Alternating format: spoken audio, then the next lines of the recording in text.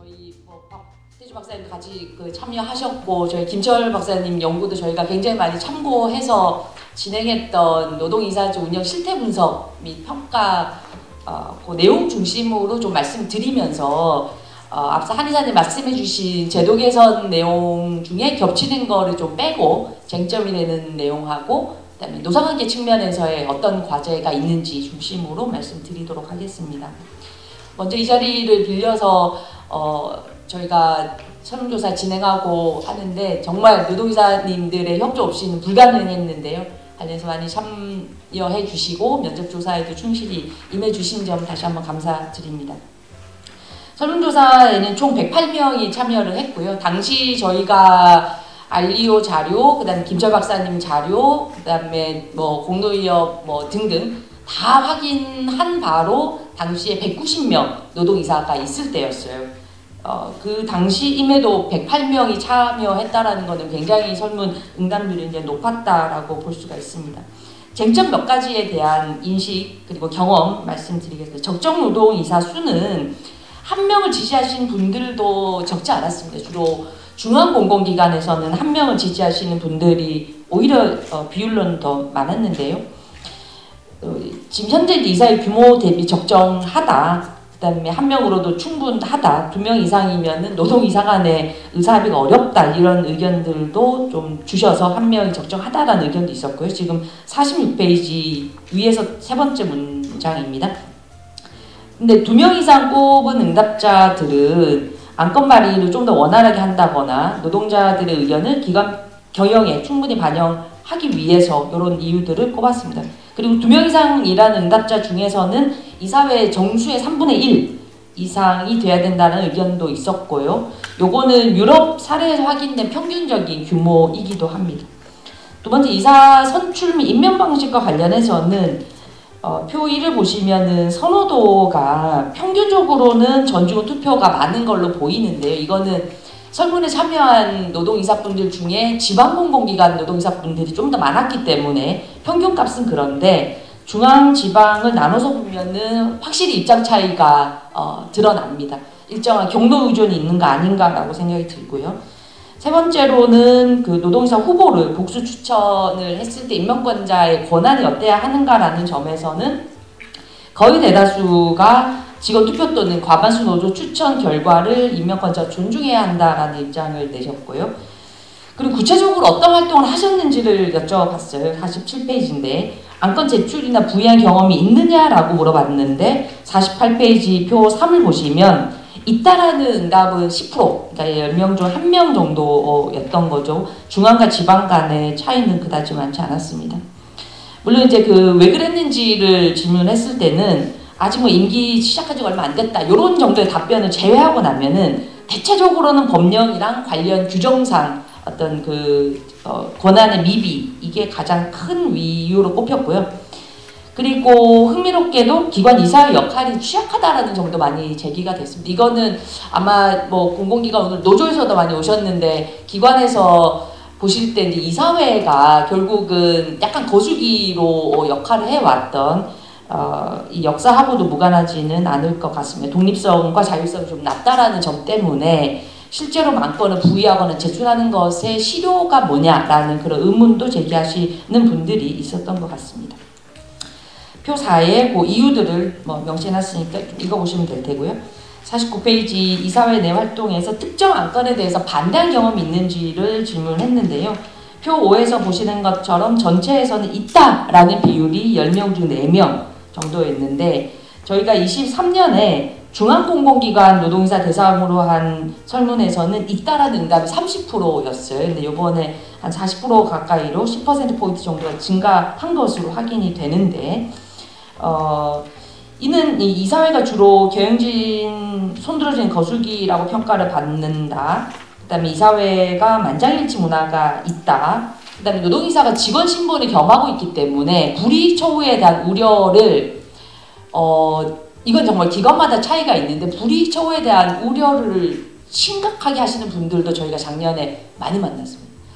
그래서 이게 명시적으로 불이익 처우하지 않는다라는 게 있다 하더라도 현실하고는 굉장히 이제 다르다는 점을 다시 한번 확인할 수 있었는데 어쨌든 그런 등등을 고려할 때 반대한 경험이 40%에 가깝다라는 것은 상당히 노동이사가 제 역할을 하고 있다라는 점, 그리고 이사회가 활성화되고 있다라는 점을 보여주는 증거이기도 하다고 볼 수 있겠어요.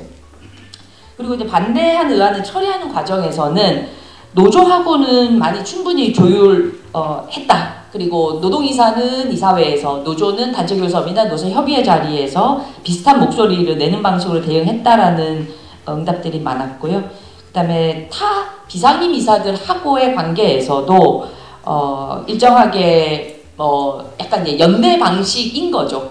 상임 이사들하고 관계에서 비상임 이사들과 노동이사 간의 연대를 구축함으로써 뭔가 수적인 우위를 확보해서 의안 처리 과정에 좀 결정권을 행사하려고 한 그런 사례들이 많이 확인이 됐습니다.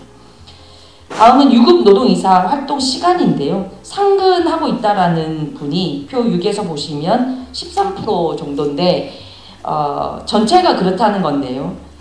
지방은 0입니다. 중앙은 34% 정도 됩니다. 중앙 공공기관과 지방 공공기관의 격차도 상당하다라는 점을 확인할 수 있었습니다.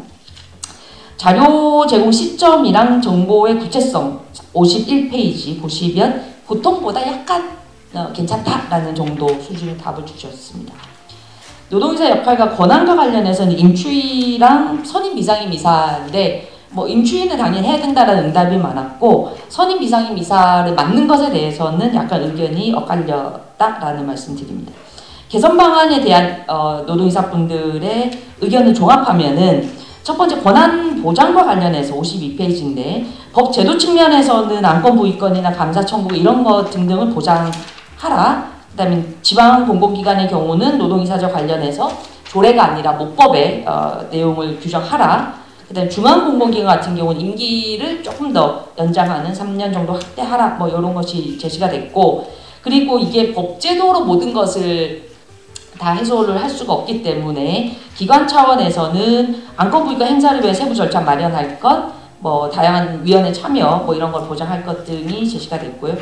두 번째 활동 지원과 관련해서는 역시 법제도 측면에서는 적합 직무 배치, 아까 한 이사님 말씀하신 것처럼 아예 풀로 노동이사 활동을 할 수 있는 그런 그 직무에 배치해야 되는 거 아니냐라는 이제 얘기에서부터 활동 시간, 사무실, 활동비, 교육 훈련 요런 내용들을 보장하고 요거를 하나의 노동이사제 운영 규정 요런 것에 좀 담아가지고 중앙이랑 공공 상관없이 전체 공공기관에 일괄 적용할 수 있도록 하는 방안이 어떠냐라는 것도 제시가 됐습니다. 이를 기반으로 해서 각 기관에서는 기관별의 특성에 맞는 자체 규정을 마련하면 좋겠다 이런 거고요. 세 번째는 정보 제공과 관련해서는 법 제도로 충실한 정보 제공 의무를 이제 부여를 하고 그다음에 각 기관에서는 어떤 방식으로 신속하고 충분한 정보를 제공할지 그런 체계를 구축할 필요가 있다라는 의견이었습니다. 네 번째는 인식 개선 관련해서는 제도 개선 측면에서는 약간의 이제 경평을 좀 긍정적 의미로 활용하자라는 측면인 건데 노동이사 관련 사항을 경평의 평가 요소로 좀 포함을 해가지고 기관 운영의 민주성을 증진시키도록 하자 이런 의견. 그 다음에 이제 기관 자체적으로는 교육이나 홍보를 통해서 임직원 인식 전환하고 제도 활성화에 나설 필요가 있다는 의견들이 제시가 됐습니다. 이런 내용들을 바탕으로 하고 저희가 유럽 노동이사제 경험을 같이 참고해가지고 제도 개선 과제를 정리하면 다음과 같습니다. 의무 도입 기간 규모 및 대상은 나라마다도 다 차이가 있습니다. 스웨덴도 25명 이상 이렇게 돼 있는 거고 한국의 경우는 광주에서도 오셨던데 광주가 50인 이상으로 가장 그 미니멈 수준이 이제 높은 거죠. 그래서 이를 기준으로 삼는 방안도 같이 검토할 수 있지 않을까라는 거고요. 노동이사 수와 다양성 문제를 같이 좀 얘기할 필요가 있을 것 같아요. 일단 한 명으로는 노동이사로서의 어떤 발언의 빈도나 강도를 담보하기 어렵고 그리고 한 명으로서는 경영진으로의 포석 가능성에 대한 우려를 하지 않을 수가 없습니다. 그래서 최소한 2명 이상 복수 노동이사 선임할 필요가 있겠다라는 거고 오늘 자리에 오신 이은주 의원님께서는 3분의 1 이상으로 확대하는 방안을 법안으로 제시한 바가 있습니다. 그리고 한 이사님 말씀하신 예비 후보 혹은 후보이사 이렇게 예비이사 후보이사 이렇게 얘기할 수 있는데 저희가 2016년에 15년 서울시 그러니까 조례 제정하기 전에 연구 과제를 수행하면서 그 몇 개 나라를 가서 이제 노동이사제 운영 실태들을 봤었는데 그때 저희가 스웨덴의 바텐폴이라고 하는 여기 통신회사가 아니고 이제 전력회사 저희가 통신회사도 갔고 전력회사도 갔는데 바텐폴은 이제 전력회사인데 여기에는 노동이사 수만큼 후보이사가 있어서 이사회에도 같이 등장을 하는 거죠. 후보이사는 발언권은 없지만 실제로 일단 수적인 우세를 보여줄 수 있는 측면도 있고 노동이사가 되고자 하는 사람들을 사전에 좀 훈련하는 그런 측면의 긍정성도 있습니다. 그래서 이 측면은 제도 개선 과정에 충분히 고려를 했으면 좋겠다라는 거고 그리고 노동이사 자격 요건 54페이지 제일 밑에 문단인데요. 해당 기관의 직원으로만 제한할지 검토할 필요가 있을 것 같습니다. 이은주 의원님 안에도 나와 있고 이미 서울교통공사가 우리 그 노동이사제를 시행하기 전에 실제 이제 그 사회이사로 노조 활동가이자 시민사회단체에서 활동하시는 분이 그 사회이사로 활동하신 경험이 있습니다. 그래서 그런 것들을 감안하면 노동자의 어떤 대표성, 그 다음에 공공기관의 공익성, 대심의 어떤 서비스 증진 이런 어떤 그 목적을 달성하기 위해서라도 기관 내 노동자들의 대표성과 함께 기관의 어떤 공공적 측면을 더 강조할 수 있는 그런 뭐 산별노조의 간부라든지 이런 쪽으로 좀 자격 요건을 확대할 필요도 있겠다라는 겁니다. 그리고 특정 성별이 3분의 2를 초과하지 않도록 성별 균형을 맞출 필요도 있습니다. 제가 제 발표문 뒤에 보론 두 번째 보시면은 저희가 작년에 연구하면서 그러니까 190명 중에 성별을 확인할 수 있는 사람이 177명이었거든요. 근데 이제 그 중에 상대적으로 여성 비율이 어떻게 됐냐를 봤는데 수치를 보시면 아주 참혹합니다. 그나마 지방은 2명이어서 그런지 모르겠지만 지방의 경우는 여성의 비율이 상대적으로는 높았지만 중앙공공기관은 거의 없다고 해도 과언이 아닐 정도로 성별 불균형이 굉장히 심각한 것으로 조사가 되었는데요. 이 지점도 한 명으로는 해소하기는 어렵다고 봐요. 그러니까 이사 수를 좀 더 늘리는 것과 더불어서 성별 균형을 맞추는 것에 대한 고려를 할 필요가 있겠다라는 거고요. 추천 방식과 관련해서는 아마 이 자리에서도 계속 논란이 될 것 같은데 현실론이냐 아니면 원칙론이냐의 대립이라기보다는 약간의 그 긴장관계인 것 같습니다. 저는 전직원 투표로 이제 가야 된다라고 생각하는 사람인데 그 관련 내용이 56페이지에 쭉 들어있는 제가 지금 1분 30초 남아서요. 자료로 대체할 수 있는 지점들은 정리를 하겠습니다. 그다음에 노동이사 권한 임시위원 선임 이상임 이사 뭐 되는 거 관련해서는 일단 임추위는 참여하는 게 저는 바람직하다고 보고요. 선임 비상임 이사 자격과 관련해서는 내부에서 논란이 있는 만큼 이건 좀 충분히 좀 논의를 해야 되겠다라고 생각을 합니다. 그다음 감사권 정보 요청 안건 부의권은 그대로 하면 되겠습니다. 조합원 자격은 뭐 논의할 것도 저는 없다라고 생각을 합니다. 활동 지원하면 되겠고요. 나머지 법의 형식인데 62페이지 표 12를 보시면 요건 작년 그 11월 달 포럼에서도 말씀드렸던 건데 방안은 그러니까 지금 이제 그 지방은 법이 없으니까 공기업법이나 출자출연법 개정하는 거, 그다음에 중앙은 공무법이 있고 이거 두 개를 그냥 같이 이제 가는 거가 첫 번째 방안이라면 두 번째는 근처법을 개정해서 다 넣자라는 거고 세 번째는 노동이사제 운영에 관한 법률을 별도로 이제 제정하는 방안입니다. 저는 3번을 지향하면서 단계적으로 1번을 구체적으로 내용을 좀 담는 방식으로 갈 필요가 있지 않나라고 생각을 하고 있습니다. 관련 내용은 참조하시면 되겠고요. 제가 남은 한 30초 동안 말씀드리고 싶은 건 노동이사 제도에 대한 논의를 하다 보면 노동이사 분들하고는 엄청 얘기를 많이 해요. 물론 이제 노동이사의 경험도 지방 다르고 중앙 다르고 지방 안에서도 부산 다르고 광주 다르고 경기도 다르고 서울 다 달라요. 근데 문제는 그런 것에 대해서 고민을 노동이사만 하시는 것 같은 느낌을 굉장히 많이 받고 있다라는 겁니다. 저는 노동이사가 강화되기 위해서라도 공공부문의 전체 어떤 그 노사관계를 재구성하는 문제가 같이 논의되지 않으면 저는 노동이사제를 강화하는 게 굉장히 제한적 수준에서 이루어질 수밖에는 없다라고 생각을 하고 있습니다. 앞서 한 이사님 그 황금삼각형 저는 제 나름의 방식으로 65페이지 그림 1에서 공공부문의 기관별의 어떤 특수한 내용들을 제외하면 웬만한 임금 노동 조건 결정을 기관 밖으로 다 빼자.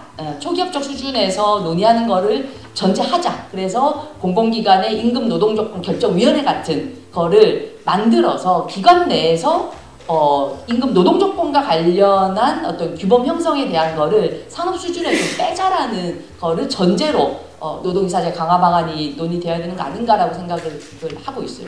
그러니까 이렇게 말씀드리는 이유 중에 하나는 저도 이제 공공기관에 근무를 하지만 임금 인상률이라고 하는 거를 기관 자율적으로 결정할 수가 없고 웬만한 운영 규정들은 정부에서 다 지침이 다 내려옵니다. 다 종속이 될 수밖에 없는 조건이기 때문에 나름의 자율성이라고 하는 거를 기관 안에서 자체적으로 찾기보다는 공공기관 전체에 적용되는 규범들을 밖에서 만들고 기관 안에서는 노사협의회를 통해서 어떻게 일상적 경영 참여를 강화할 건지 그 다음에 노동이사제를 통해 가지고 그 전략적 의사결정에 같이 참여할 것인지 그 방안에 대한 논의가 이루어지는 것을 전제로 노동이사제 강화 방안이 논의돼야 된다라고 생각하고 있고 이 과정에서 오늘 사측은 지금 제 눈에서는 지금 자리는 보이는데 지금 많이 참석하시지 않은 것 같은데 사측도 물론이고 특히 노동조합에서의 그런 좀 적극적인